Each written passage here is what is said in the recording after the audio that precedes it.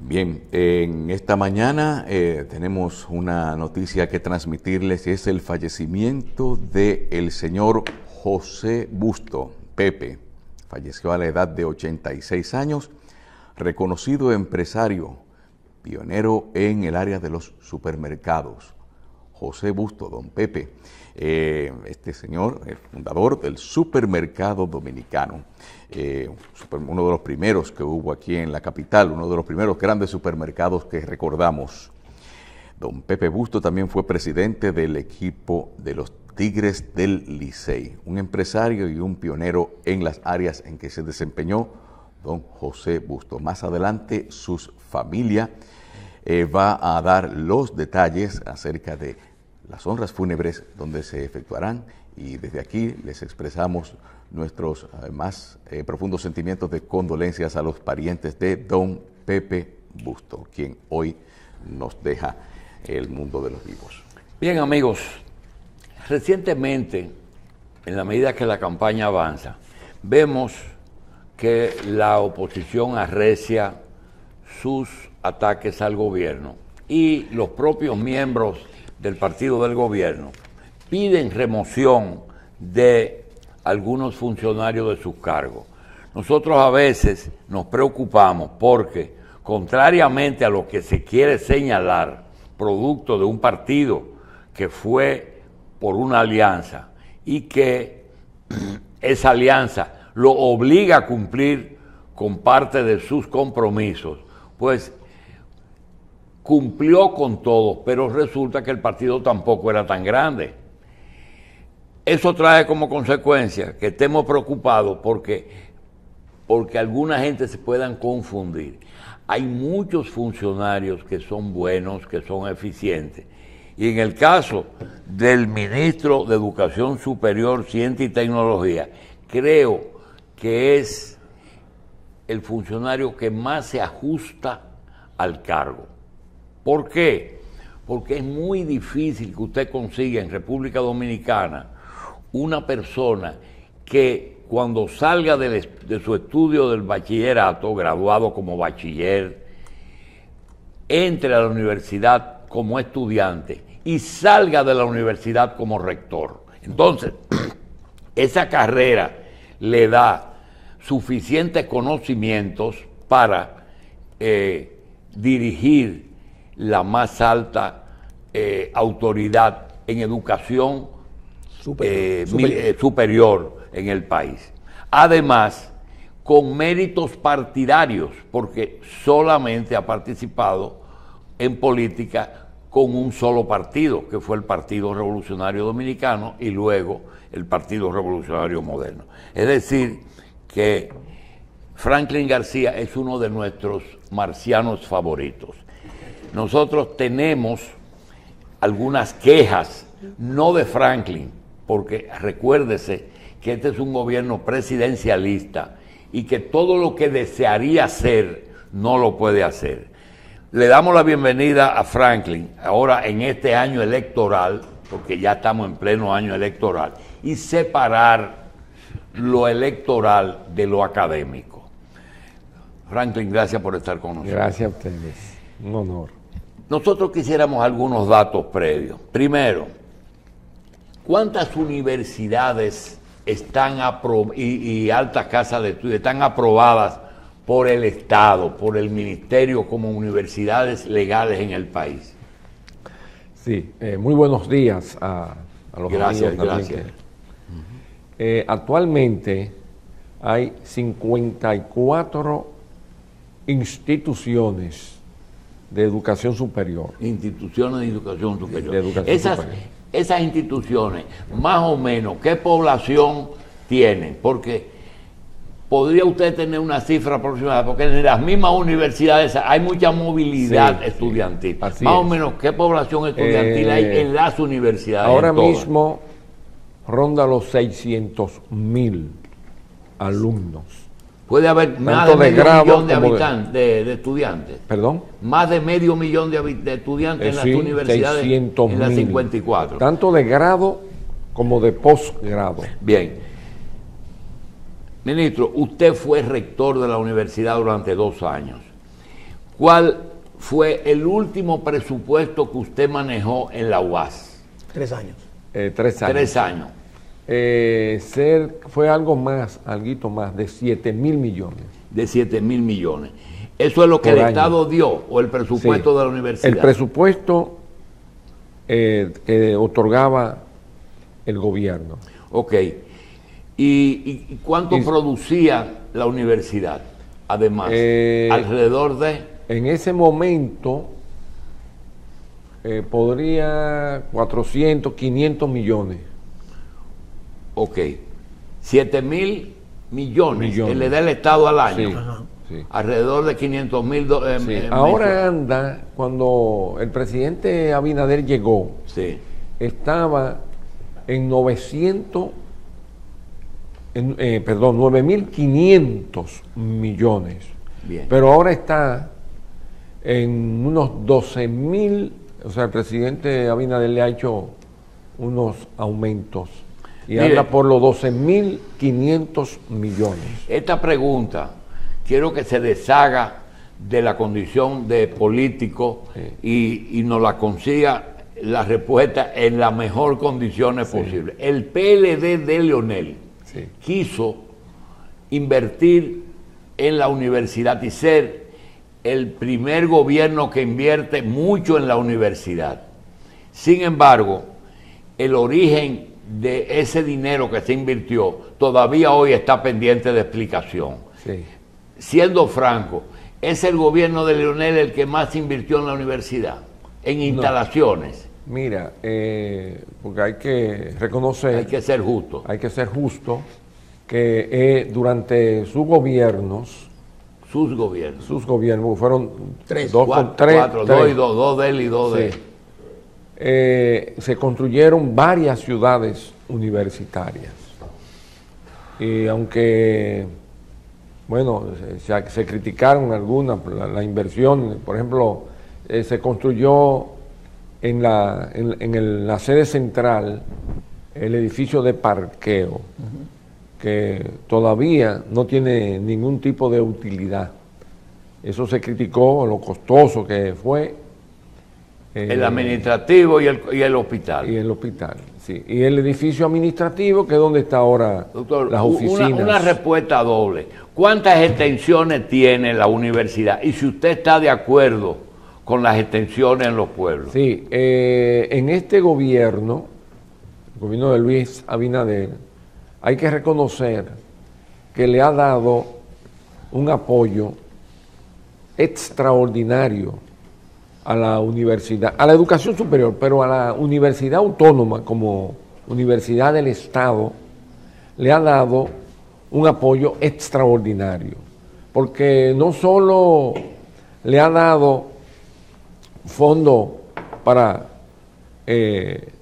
solventar situaciones propias, ¿verdad?, de una institución de educación superior tan compleja como la UAS, sino que también le está construyendo ciudades universitarias y ha aperturado centros universitarios.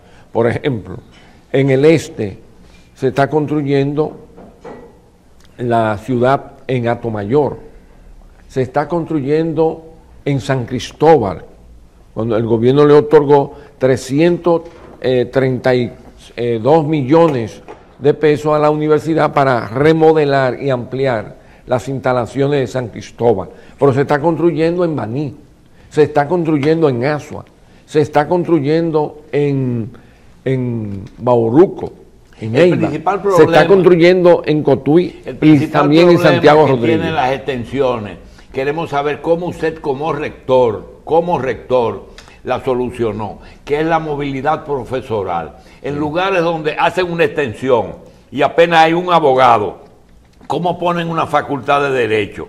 O ponen ingeniería o administración en un lugar donde no existe. ¿Cómo coordinan ustedes el viaje de los profesores? Bueno, lo primero que debe hacerse es determinar cuáles son las carreras necesarias que de impactan esa población. Porque muchas veces, como usted habla de derecho, Sí. se abre derecho, pero no tiene ninguna importancia para esa región formar abogados. Entonces ustedes estudian primero qué Hay que carreras hacer un necesitan. estudio, ¿verdad? Bien. Y determinar. Bien. ¿Qué es De las necesario? 54 universidades autorizadas, existe la del Estado y existen algunas autorizaciones, por ejemplo, los militares tienen una universidad, pero esas tienen su propio presupuesto. De las universidades totalmente privadas, ¿usted recuerda cuántas reciben subsidios o una ayudita del presupuesto nacional? Que nadie quiere tratar eso. Sí. Mire. Y otra cosa, incluya de una vez, ¿y qué compromiso hay de debo? Vamos a suponer que a la Universidad Central del Este, que es de mi familia, Sí. le dan $1 millón al año. Si ese millón es, ustedes hacen lo que quieran o si están condicionados a devolverlo en becas. Ahora di cuenta. No. Las ayudas que se le otorgan o se le dan a instituciones de educación superior responden a una ley general que se le da. La ley ampara eso. Sí, porque son instituciones sin fines, ¿verdad?, de lucro. Ahí interviene el Ministerio de Economía, Planificación y Desarrollo, y también, por supuesto, como del área de nosotros, el órgano rector del sistema de educación superior también interviene y se determina. Pero hay otros beneficios, hay exenciones de impuestos que se le exoneran a las universidades, equipos, Vehículos. materiales, vehículos, todo eso el gobierno, si ellos lo piden por la vía Correcta. correspondiente y ¿Y correcta. exoneraciones también? Sí. Bien. Bueno, porque Pueden pedir. la ley prevé que todo... Muy bien, insti- pero yo quiero toda saber institución de si la educación- ley también prevé que cuando el Estado se desprende de un beneficio para una institución, sí, dice, por lo menos devuélveme en becas tanto. Eso es lo que yo quiero saber. Sí. Bien, doctor, hay un tema que quizás usted por ética un poquito y por evitar problemas se ha cuidado mucho. Es decir, que cuando nombren a Franklin García Fermín en educación superior, dice, no, la UAS en el poder. Pero yo le quiero decir, es así que tiene que ser. Es que la UAS es la universidad más antigua de América. Sí. Y esa invitación viene porque hace 3 días se conmemoró la fundación de la universidad. Entonces yo le quiero preguntar, ¿cuál es el temor que hay de que así como hay instituciones, por ejemplo, la lotería regula el juego, Claro. ¿por qué la UAS no regula la educación superior? O por lo menos tenga una participación mayor sin que ahora se piense que hay otra parte que usted la ha manejado muy bien y que la gente ni siquiera en público le ha mencionado. Usted es esposo de una de las coordinadoras de participación ciudadana y a nadie se le ha ocurrido que el nombramiento suyo sale de su matrimonio. Sin embargo, no tiene nada que ver con participación, sino con una carrera académica, desde el primero hasta lo último. Doctor, ¿puede ser la UAS el buque insignia de la educación superior o no? Bueno, en un inicio, la UAS fue la única universidad en la República Dominicana. Hasta el otro día. La Universidad de Santo Hasta el Domingo. 60. Hasta el 60. La Ucamaima. Cuando surge la Ucamaima y después viene la UNFU y bueno, y llegan a 54 instituciones de educación superior. Con una salvedad, Sí. doctor. Quien crea la Universidad Autónoma es una bula papal, Sí, es decir, una universidad católica. una bula papal, Bien. por eso solo aquí hay 2 universidades que han sido creadas por bula papal, Sí. y los rectores son los únicos que pueden tener el título Magníficos. de magnífico, Solamente 2. que es el rector de la UAS y el de la Pucamaima. Pucamaima. A veces yo oigo que le dicen rector magnífico. A cualquiera dice que es magnífico. Sí, Eso, pero esos no, dos. es por el, porque origen. es el origen papal. La UAS esto todavía sigue teniendo en la normativa del país un poder muy importante, por ejemplo, en lo que tiene que ver con las certificaciones en las carreras de medicina, las especialidades. La UAS que determina la escogencia de los especialistas. Pero cuando se creó lo que se llamó el Consejo Nacional de Educación Superior, el famoso CONES, Sí.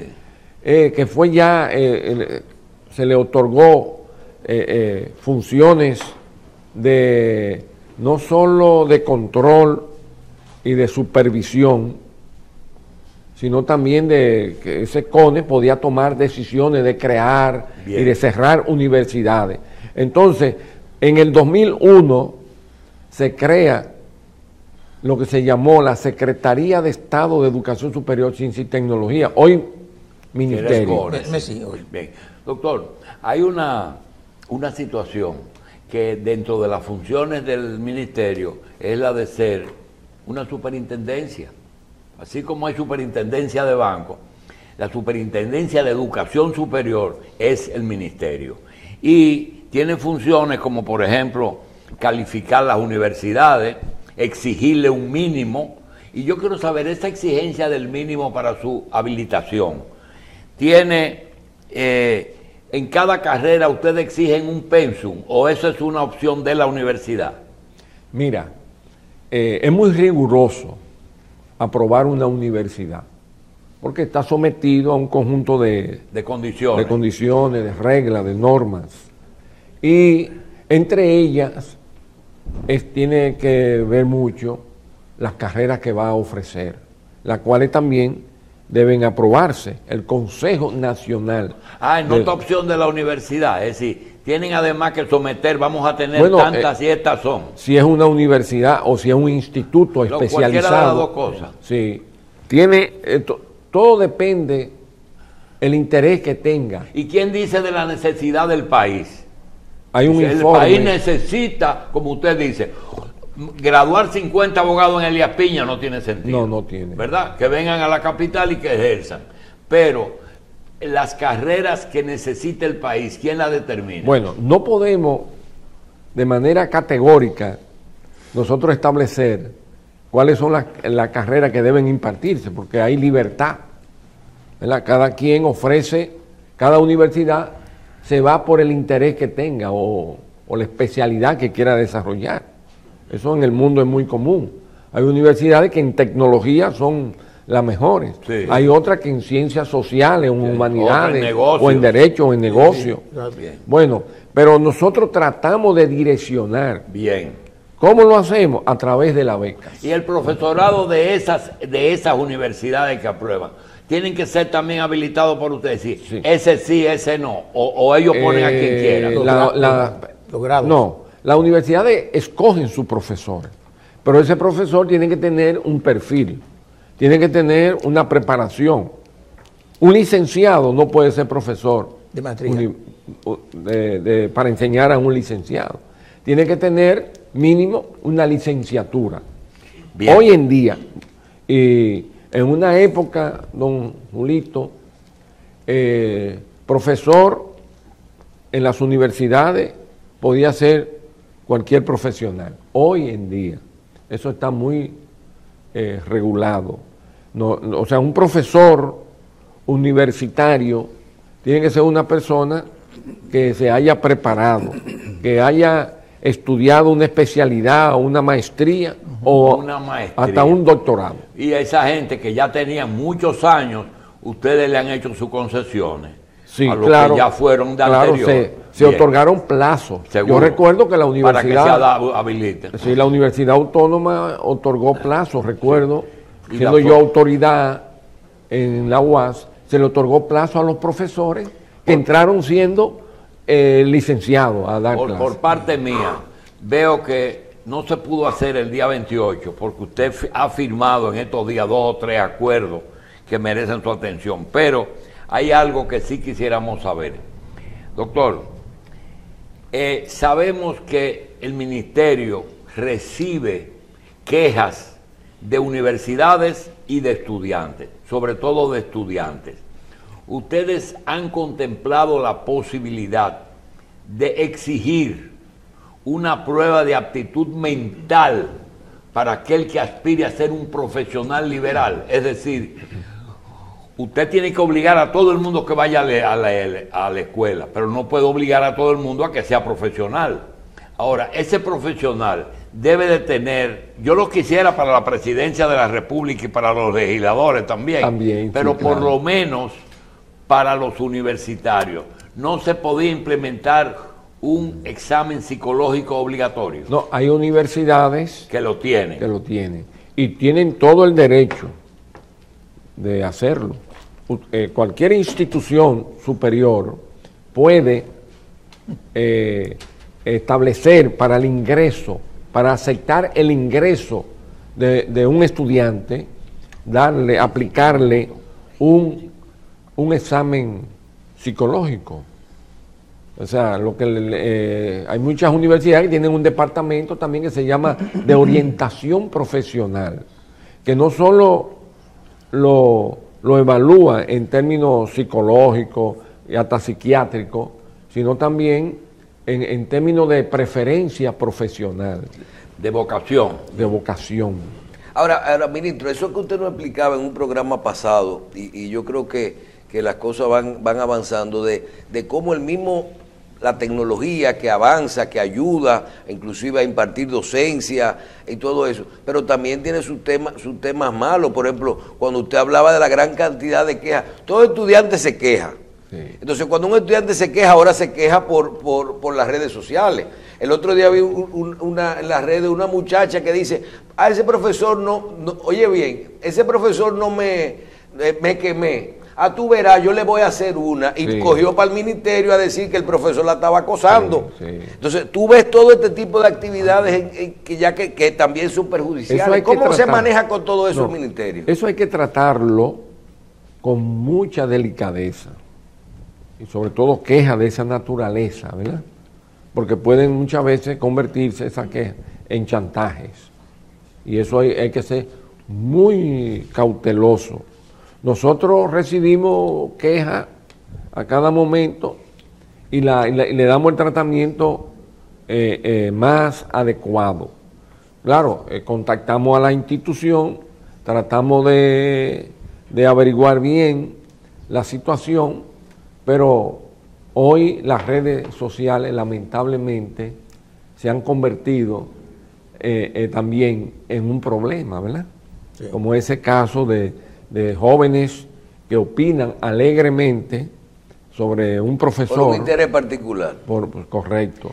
Ministro, si hoy tuviéramos que hacer una evaluación, ya tenemos 3 años de esta gestión, una gestión de que podemos exhibir muchísimos avances en presupuesto, en docencia, en organización, plan de mejoras, en muchísimas cosas se ha trabajado. Si usted tuviera que hacerse una autoevaluación a su gestión, luego de una pandemia donde tuvo prácticamente que cambiar el sistema de educación, ¿cómo usted evaluaría ese proceso hoy de las actividades del ministerio? Algo en que yo me siento muy contento es la resiliencia con que el sistema de educación superior de la República Dominicana superó la pandemia.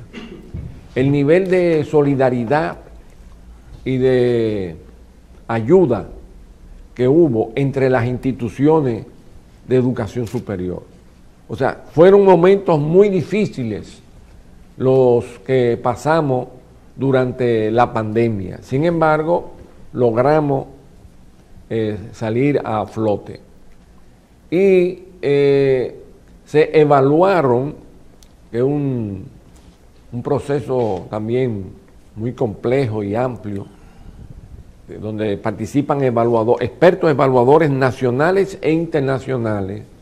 Evaluamos, o sea, llevamos a cabo la evaluación quinquenal, que estaba prevista para mayo del 2020, pero cuando nosotros llegamos, las universidades se acercaron y nos dijeron, mire, estamos en una situación, Estaban cerrados. ¿verdad? Estamos en una situación que no es momento de ese proceso. Y así lo entendimos y tomamos la decisión y comenzamos en mayo del 2021. Y ya en este momento estamos en el cierre de la evaluación de 49 instituciones de educación superior. 49. Entre ellas la Universidad Autónoma de Santo Domingo, que como preguntó Julito, ¿cuántas extensiones tiene? O sea, ¿cuántas? Son casi 30. Sí, casi por Y provincia. cada una hay que Más de bajar. una por provincia. Casi Casi una una por por provincia en este momento. Y a cada ¿Por qué hay extensión- 54 y se evalúan 59? Porque Pues, tiene que 40. tener 5 años. La evaluación es quinquenal. Entonces, una universidad, en lo que tiene son 2 años, no la podemos evaluar. claro. Se le va a evaluar cuando tengan los 5 años. Doctor, Entonces, y perdóname, que es importante señalar que esas instituciones de educación superior, 49, que muy pronto esperamos en un acto público hacer la entrega de la certificación, ¿verdad? Que lo acredita como una universidad que está acreditada, porque la evaluación constituye también una acreditación. claro. Entonces eso lo vamos a hacer muy pronto, queremos hacerlo en un acto solemne, por primera vez que se haga un acto bien representativo. Muy bien. Doctor, en la parte política, en el Ministerio de Educación Superior, hay unos temas que siempre crean bulla. Y me gustaría ver cómo se está manejando, cómo vamos. Y es a través de las redes sociales, con el tema de las becas internacionales.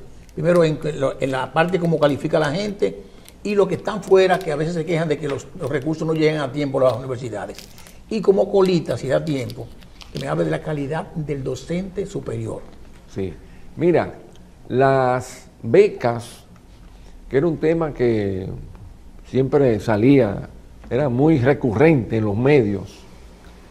Ustedes como comunicadores se han dado cuenta que eso ya no es tan común, ¿verdad? Como era antes. Claro. La convocatoria a becas y el proceso de escogencia se hace con la mayor transparencia. Cuando el presidente Abinader llegó, nos pidió que preparáramos un sistema para entregar las becas, para darle credibilidad, porque ya yo no puedo dar una beca como ministro, o sea, como era Antes. común. Hoy... Sí, pero usted no puede mantener en desventaja a dos universidades por el hecho de que ustedes, la UAS y OIM, están en desventaja en este gobierno porque ustedes no quieren beneficiar a esas dos universidades. Sí, no, fíjate, bueno, la OIM es muy peculiar porque ellos siempre, como universidad, se maneja con mucho tacto, con mucho cuidado. Sí, pero la UAS es suya y la OIM del presidente. Correcto. Entonces tienen también esa otra peculiaridad. Y inclusive la OIM no acepta pago directo del gobierno a la OIM. Ellos no lo aceptan.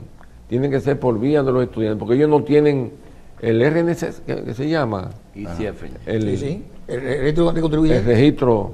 Ellos no, como no hacen negocios con el gobierno o con los gobiernos, porque no solamente se trata con el actual gobierno. Entonces, no tienen registro nacional de contribuyentes, entonces nosotros no podemos hacerle pago. Tiene dos facultades detenidas porque él es presidente. Ahí está el edificio de la Facultad de Medicina que no quiere darle luz verde hasta que él no se vaya. Sí, No, así perdón, es. doctor. Es registro del proveedor del Estado. Sí, correcto. Siga. Bueno, la otra pregunta, perdón, que me quedé un poco... La calidad del docente. Ah, bueno, mira, yo creo, eso también es parte de la evaluación quinquenal. Y te puedo decir que en sentido general, el sistema de educación superior de la República Dominicana ha avanzado enormemente. Si usted lo compara 20 años atrás o 25 años atrás, Cualquiera ponía una universidad en su casa. Y ya hoy eso es rigurosamente. O sea, las universidades son evaluadas rigurosamente. Y las virtuales, universidades virtuales. Sí, pero y también la educación virtual hay un problemita. tiene que cumplir Hay un con una problemita. serie de... Rector, doctor, dentro de un momentico sale un avión y usted tiene que irse para Washington. Yo creo que ya terminamos. Carlos, No, ahí en el mismo tema que ellos están Usted tratando esperando con Biden. respecto, las universidades han crecido y no han tenido que echarle una planta más, porque con eso mismo que usted dice de la resiliencia, han ampliado sus campus hacia lo virtual. Entonces, podemos hablar de que ahora hay más profesores o hay más programas o más estudiantes que han sido posibles gracias a la virtualidad. Mira, la virtualidad, según resolución, ¿verdad?, del Consejo de Rectores que nosotros pusimos en funcionamiento, las universidades pueden dar docencia a través de la virtualidad hasta un 25% actualmente. Entonces, la demás tiene que ser presencial. Y eso está sometido también a una serie de reglas y requisitos. Por ejemplo, la docencia práctica Tiene que ser presencial. tiene que ser presencial. Claro. Bien, finalmente, ministro, en la parte política, yo sé que todavía no son las 8 de la mañana y se puede hablar un poquito de política. ¿Cómo van esas actividades? Lo hemos visto participando en las actividades con el presidente de la República, sobre todo ya después de su postulación oficial. ¿Cuál es la situación y cómo usted ve los ánimos dentro de su Partido Revolucionario Moderno? Mira, hasta este momento, 20 y posiblemente hasta 22 partidos políticos, o sea, reconocidos por la Junta Central Electoral, le van a manifestar su apoyo al presidente Luis Abinader. Si las elecciones fueran hoy, lo estoy explicando muy bien, ¿verdad? Si fueran hoy, Claro. por encuesta que hemos hecho y le damos seguimiento, que permanentemente se está midiendo, permanentemente se mide, el presidente ganaría entre un 57 y un 62%. Esa es la realidad ahora. Y estoy hablando de ahora, porque las encuestas son una fotografía. ¿Qué tiene usted el del domingo momento. de un movimiento que lo invitaron a usted a asistir? El día 5. Yo siempre participo, por ejemplo, este fin de semana estuve en San Francisco de Macorís juramentando un movimiento innovador con Luis Abinader. Esos son movimientos de apoyo que surgen de manera espontánea, apoyando al presidente, y nosotros estamos coordinando a nivel nacional esos movimientos. O sea que permanentemente, los fines de semana, nosotros estamos viajando o estamos aquí en el Gran Santo Domingo juramentando movimientos. El sector externo, dentro del proyecto de campaña de Luis Abinader, está previsto ser muy, muy flexible y muy abierto. Por ejemplo, Ito Bisonó va a dirigir una parte. Jacín Santiago, Chago, que era un contertulio aquí todos los días, va a dirigir un movimiento muy amplio que se llama OLA. Y nosotros estamos coordinando lo que se conoce como movimientos de apoyo. O sea, fíjense qué amplitud. Estos movimientos de apoyo surgen espontáneamente. Son la gente que se agrupan en un sector, en un barrio, o profesionalmente se agrupan, o de una comunidad, y entonces hacen un trabajo ahí en esa localidad, en ese territorio, a favor de Luis Abinader. Bien, vamos a agradecer al ministro doctor Franklin García Fermín, ministro de Educación Superior, Ciencia y Tecnología, su participación con nosotros hoy. Y vamos a ver cómo luego, más adelante, hacemos un programa con el ministro para hablar un poquito más de todos estos avances que ha recibido el sistema de educación superior. Muchísimas gracias, ministro. Muchas gracias a ustedes.